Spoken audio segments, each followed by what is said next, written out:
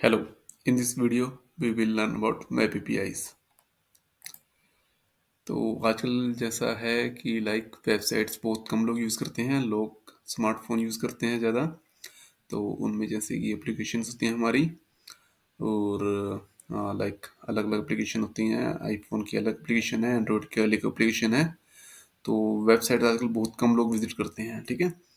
तो बेसिकली जो हमारी वेब एपीआई है वो एक कॉमन लेयर प्रोवाइड कराती है जो कि वेबसाइट को भी सेम रिक्वेस्ट रिस्पॉन्स देगी और टैबलेट को भी और मोबाइल को भी आईफोन को भी, ठीक है।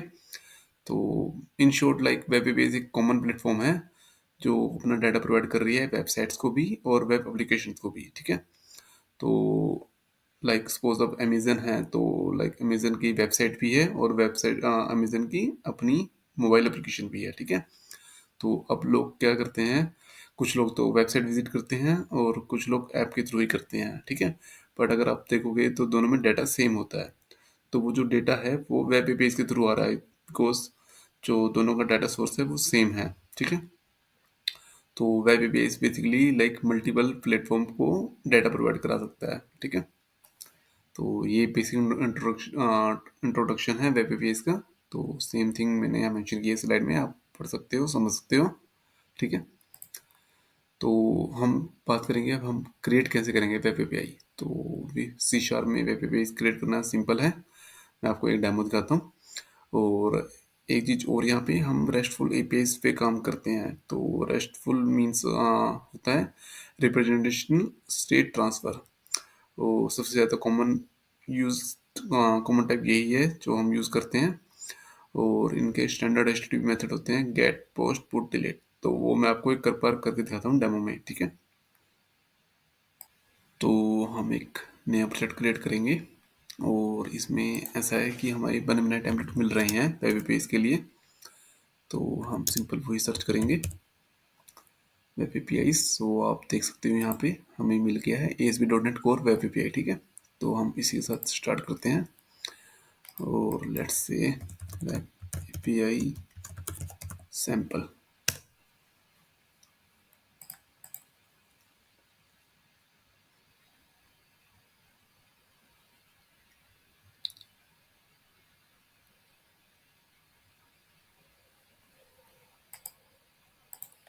तो इसने हमारा प्रोजेक्ट क्रिएट कर दिया है और यहाँ पे आप सिंपल देखो तो हमारे पास एक कंट्रोलर है और इसमें ये गेट मेथड है, ठीक है।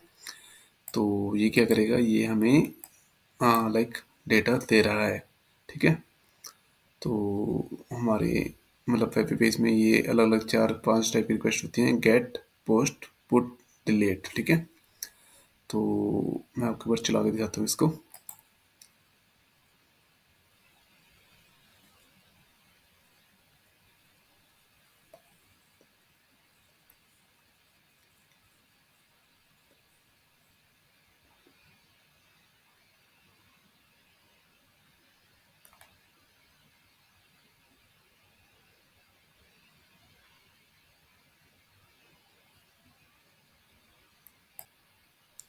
तो ये हमारी एप्लीकेशन स्टार्ट होकर ब्राउज़र में ओपन हो चुकी है और यहाँ पे हम देख सकते हैं ये गेट एट पॉइंट है, ठीक है।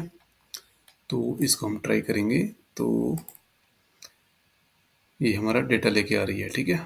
तो हमें ये स्टेटस मिला है 200। सो 200 मीन्स होता है कि ओके है, ये रिक्वेस्ट जो है वो सक्सेसफुल हो चुकी है और हमें रिस्पॉन्स में ये आया है, ठीक है।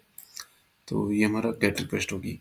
सिमिलरली वी हैव जैसे ये गेट है तो वैसे ही हमारे पास होते हैं पोस्ट, पुट एंड डिलीट। वो मैं आपको अलग स्लाइड में दिखाता हूँ।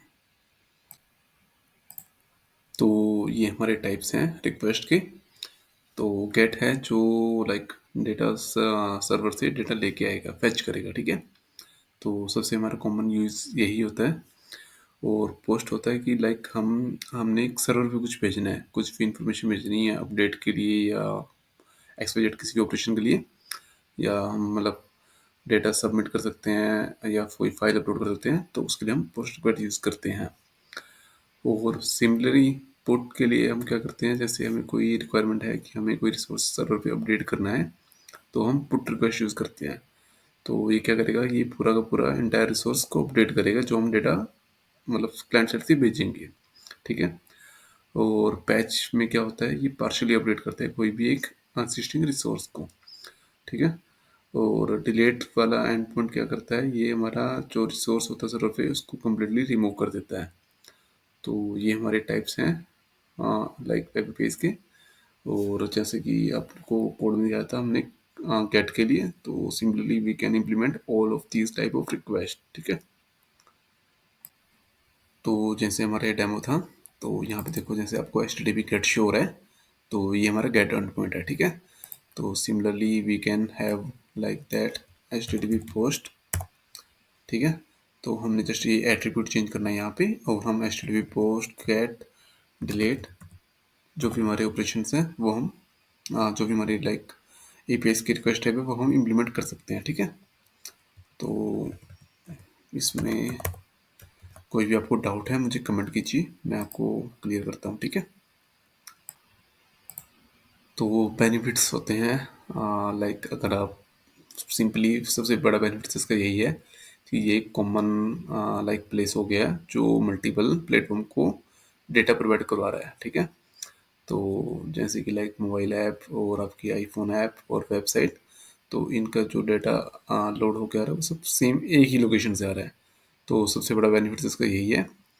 तो उसके अलावा कुछ और बेनिफिट्स हैं जो मैंने यहाँ हाईलाइट किए हैं, तो आप इसको पढ़ सकते हो, देख सकते हो, ठीक है। तो मैं नेक्स्ट स्लाइड पे चलता हूँ।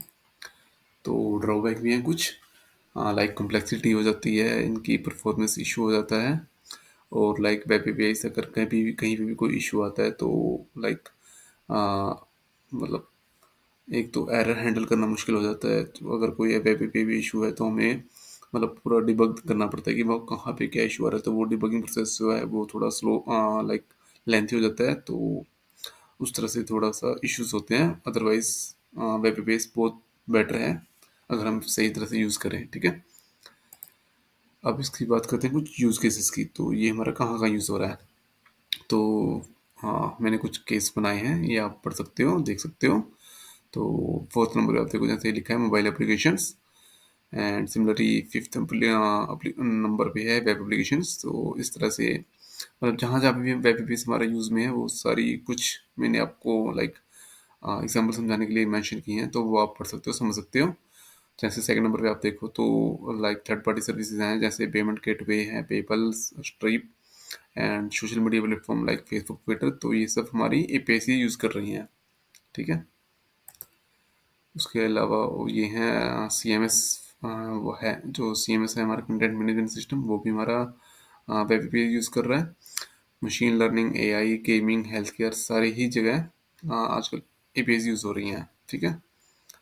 तो मतलब डिटेल तो आप पढ़ सकते हो, तो इसमें कोई ऐसा क्लियर डाउट नहीं होगा, सिंपल ही है, ठीक है। तो यही है वेब एप्स के बारे में, और आई थिंक बेसिक मैंने कवर कर दिया है। इसके अलावा अगर आप कोई बेसिक रिलेटेड कुछ भी क्वेश्चन क्वेरी है तो please let me know, okay. And या, थैंक यू, बाय।